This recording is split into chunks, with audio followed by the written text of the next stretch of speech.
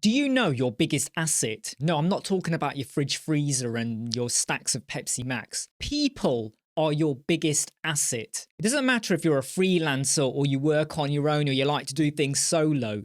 The people you come into contact with, whether it's other peers or colleagues or customers or clients or just anyone in the community stratosphere, they are your asset. When you understand and value what other people can bring, and I don't just mean what people tell you to do, but it's what you can tell other people to do as well.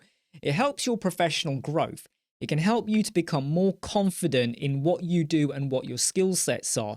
But it also can open doors to new ideas as well. So when it comes to web design, you're going to take your client's brief and you're going to create a website that's going to work for them. But when you listen to the client, okay, the people or the person, you're probably going to start to develop the website better to resonate with them and their business needs and their own clients and customers too. And when you reach out to peers or you see what they're doing or what they're working on, you know, it might be that you don't even speak to them, but they went and did a screenshot of a website they're working on. You're going to gauge new ideas as well.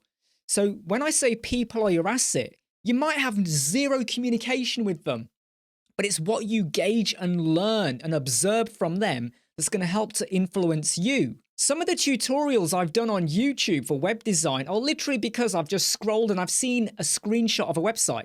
Someone's done something. I don't know how they've done it, but I liked the way it looked. So it inspired me to go and create a video on how I would approach it with WordPress, Elementor, or whatever tool I'm using. So even if you're an introvert or you like to work on your own or you're not part of a bigger team or a bigger network, don't close people off completely. People are your biggest asset, okay? Whether you're working with clients or you're just observing what other people do, learn from it, okay? See what other people are doing on social media.